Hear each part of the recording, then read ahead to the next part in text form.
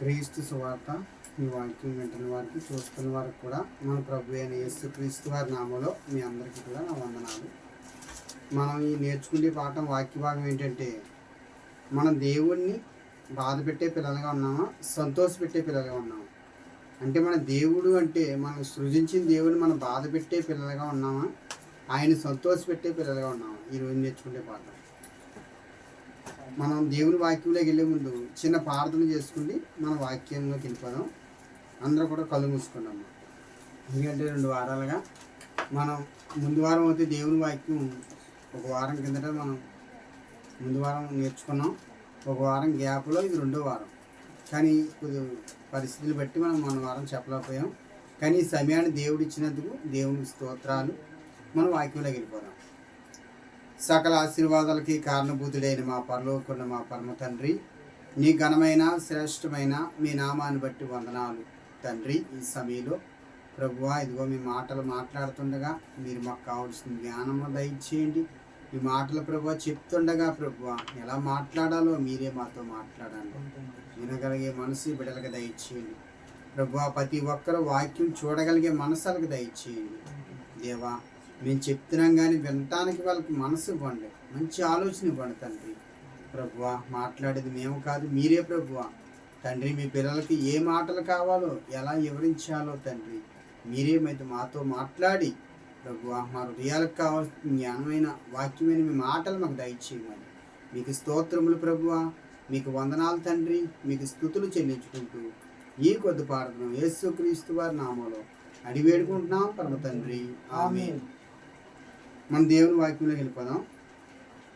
మనం ఈరోజు నేర్చుకునేది ఏంటంటే, దేవుణ్ణి బాధ పెట్టే వాళ్ళ ఉన్నామా, ఆయన సంతోషపెట్టే పిల్లలుగా ఉన్నామా? అంటే మన పిల్లలైన వారు, మన దేవుడు మన అందరినీ కూడా ఆయన పిల్లలుగా స్వీకరించినాడు కాబట్టి మనం ఆయన బాధ పెడుతున్నామా, సంతోష పెడుతున్నామా?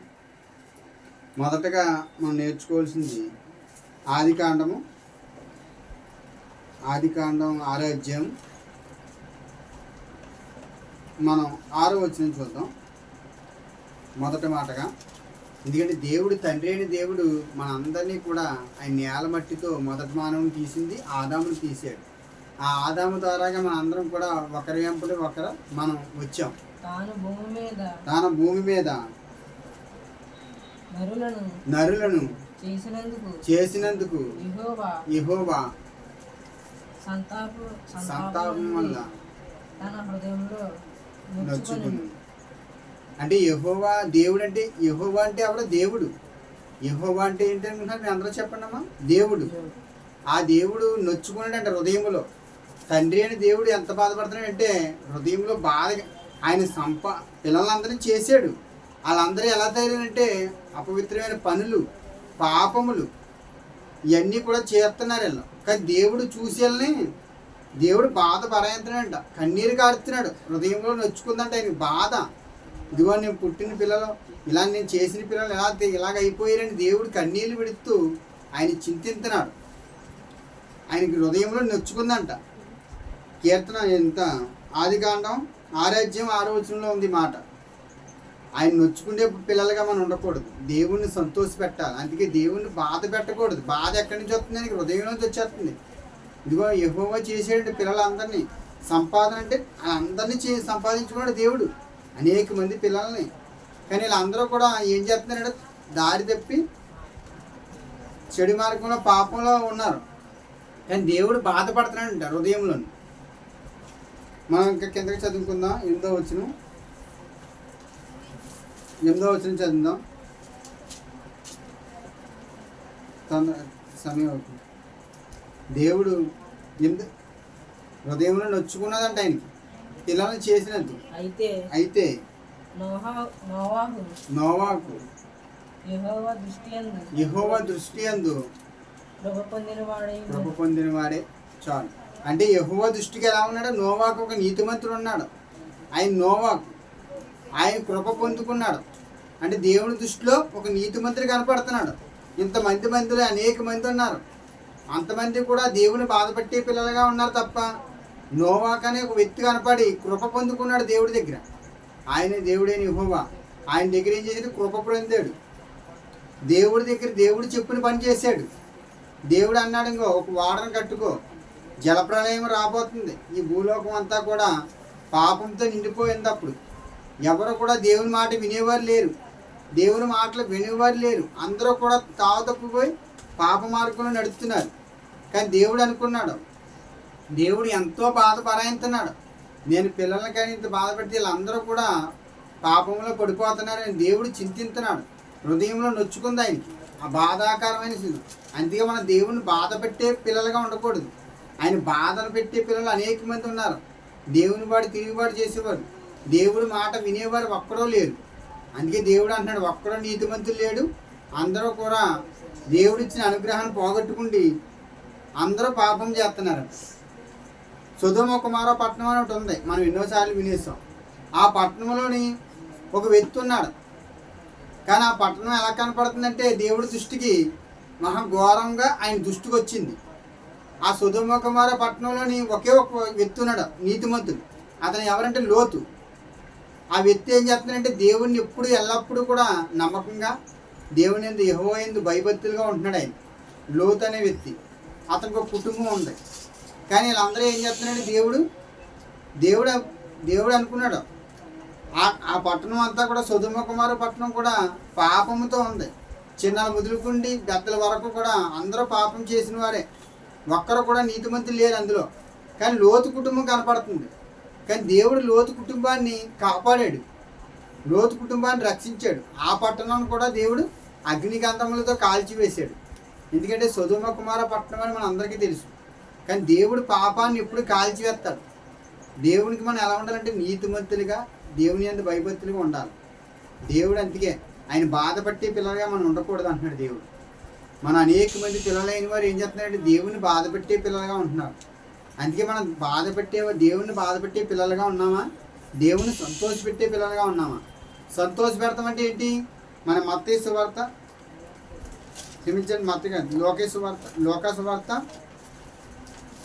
15వ అధ్యాయం మనం 8వ వచనం చూద్దాం.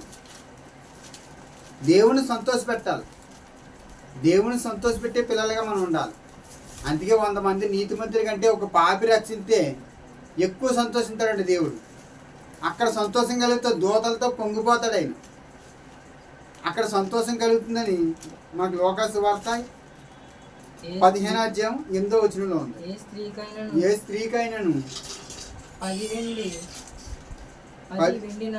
వెండి నాణ్యములు ఉండగా వాళ్ళు ఒక నాణ్యము పోగొట్టు కంటే ఆమె దీపం వెలిగించి ఇల్లు ఊడ్చి అది దొరికి వరకు జాగ్రత్తగా వెతకదా. అది దొరికినప్పుడు తన చెలికత్తెలను పొరుగువారిని పిలిచి నాతో కూడా సంతోషించు, నేను పోగొట్టుకున్న నాణము దొరికినందుకు వారితో చెప్పాను కదా.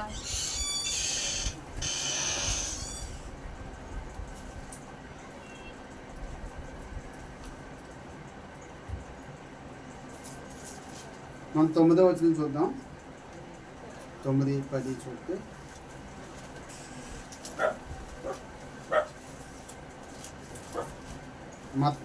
లోకా సువార్త 15వ అధ్యాయం 10వ వచనం దాకా చూద్దాం. అంటే ఒక స్త్రీ ఉందంట, ఆవిడికి 10 ఎండి నాణ్యాలు ఉన్నాయి, ఒక నాణ్యం పోగొట్టుకుంది. అటువలే మారు మనసు పొంది పాపి విషయమై దేవుని దూతల ఎదుట సంతోషం కలిగినని మీతో చెప్తున్నాను. అంటే ఈ మాట ఏంటంటే, ఒక స్త్రీ 10 ఎండి నాణ్యాలు ఉన్నాయి, ఒక నాణ్యం పోగొట్టుకుంది, ఒక దీపం వెలిగించి ఇల్లు ఊడ్చి ఇల్లంతా వెతికింది. ఆ నాణ్యం దొరకగానే ఎంతో సంతోషించింది. అలాగే దేవుడు కూడా 100 మంది నీతిమంతుల కంటే ఒక పాపి విషయంలో అంటే ఎక్కువ సంతోషిస్తాడంట. పరలోకంలో దూతలతో ఆయన పొంగిపోతాడంట. ఎందుకంటే ఒక పాపి ఆడికున్న చెడు అలవాట్లని చూడు, చెడు అలవాట్లు బానిసైపోడు. ఒక మద్యానికి, అనేక అలవాట్లకు బానిసైపోయాడు. అలాంటి వ్యక్తి మారు మనసు పొంది దేవుణ్ణి అంగీకరిస్తే దేవుడు ఎక్కువ సంతోషిస్తాడు. ఇక్కడ ఎక్కువ సంతోషం కనపడుతుంది. ఇక్కడ ఏం కనపడుతుంది? మనకి బాధ కనపడుతుంది. ఎక్కడ మనం ఆదికాండం 6వ వచనంలో ఏం కనపడుతుంది? బాధ. అంటే హృదయంలో నొచ్చుకుందంట. దేవుడికి ఎక్కడ నొచ్చుకుంది? నేను పిల్లలను చేసి ఇలా తయారు చేస్తే వాళ్ళందరూ ఏమైపోయారు? పాపంలో పడిపోయారు. ఇక్కడ బాధ కనపడుతుంది దేవుడి దగ్గర. ఇక్కడ ఏం కనపడుతుంది? తండ్రి దూతలతో పొంగిపోతాడంట. ఒక పాపి మారితే 100 మంది నీతిమంతులు ఉన్నా ఒక పాపి మారితే ఎక్కువ సంతోషం కలుగుతుంది. మనం చూడవలసింది ఏంటంటే, మన పాపిలుగా ఉండకుండా దేవుణ్ణి సంతోషపెట్టే పిల్లలుగా ఉండాలి. అందుకే దేవుణ్ణి బాధ పెట్టే పిల్లలుగా ఉన్నామా? మనం దేవుణ్ణి సంతోష పెడుతున్నామా? సంతోష పెడతాం అంటే ఏంటి? మనం అనేక మంది లోకంలో పాపులైన వారు అనేక మంది ఉన్నారు. వారు అనేక అలవాట్లకు బానిస అయిపోయారు. వారు అందరినీ కూడా దేవుని వైపు చెప్పాలి, దేవుని కోసం చెప్పాలి, దేవుని మాటలు వారికి వినిపించాలి. అందుకే 100 మంది నీతిమంతుల కంటే 99 నీతిమంతులు ఉన్నా ఒక పాపి విషయంలో దేవుడు సంతోషిస్తున్నాడంట. అంటే వారు అంతమంది ఉన్నా ఎక్కువ సంతోషం లేదు. ఒక పాపి మారు మనసు పొంది దేవుడిని అంగీకరిస్తే ఎక్కువ సంతోషం కలుగుతుందండి దేవుడికి. అందుకే మనం దేవుని సంతోషపెట్టే పిల్లలుగా ఉన్నామా? దేవుణ్ణి బాధ పెట్టే పిల్లలుగా ఉన్నాము. అంటే బాధ పెడతారంటే ఎలాగంటే, దేవుని నమ్ముకుని కూడా అపవిత్రమైన పనులు చేసే వాళ్ళు ఉన్నారు. దేవుని నమ్ముకుని కూడా దేవుని బాధ పెట్టే పిల్లలుగా ఉన్నారు. అందుకే దేవుడు అంటున్నాడు, దేవుని సంతోషపెట్టే పిల్లలుగా మనం ఉండాలని. ఈరోజు మనం నేర్చుకునేది అదే. మనం దేవుణ్ణి బాధ పెట్టే పిల్లలుగా ఉన్నామా? సంతోషపెట్టే పిల్లలుగా ఉన్నాం. అంటే మనం సంతోష పెట్టాలి దేవుణ్ణి. దేవుణ్ణి సంతోషపెట్టే పిల్లలుగా మనం ఉండాలని ఈ సమయాన్ని దేవుడు మనకి ఇచ్చినందుకు ఇక్కడ కూడున్న పిల్లలందరూ కూడా మనం ఏమి నేర్చుకోవాలి? దేవుణ్ణి సంతోష పెట్టాలి. అంటే దేవుని బాధ పెట్టే పిల్లలుగా మనం ఉండకూడదు. మనకు ఆదికాండంలో కనపడుతుంది. దేవుడు అంటారు హృదయంలో నొచ్చుకున్నదంట. ఎందుకు? అంతమంది నీతిమంతులు అక్కడ నోవాకు ఒక్కడే కనపడుతున్నాడు నీతిమంతుడిగా. మనము కూడా నీతిమంతుడిగా ఉండి దేవుణ్ణి సంతోషపెట్టే పిల్లలుగా ఉండాలని ఈ మాటలు ముగిస్తూ మనం ప్రార్థన చేసుకుంటాం. ప్రేమస్వరూపుడైన మా పరలోకున్న మా పరమ తండ్రి, నీ ఘనమైన శ్రేష్టమైన మీ నామాన్ని బట్టి వందనాలు తండ్రి. ఇదిగో మీరు మాట్లాడిన మాటలను బట్టి వందనాలు. పిల్లల ప్రభువా, మిమ్మల్ని బాధ పెట్టే పిల్లలుగా మేము ఉండకన్నా సంతోష పెట్టే పిల్లలుగా ప్రభువా అట్టి భాగ్యాన్ని మా అందరికీ దయచేయండి. మీరు మాట్లాడిన ప్రతి మాటను బట్టి స్తోత్రాలు. ఇక్కడ కూడున్న యవనస్తుని బిడ్డలకి ఈ మాటలు వింటున్న వారిని, చూస్తున్న వారిని దీవించి ఆశీర్వదించండి. ఈ మాటల ప్రభువా మా హృదయాల్లో భద్రపరచండి.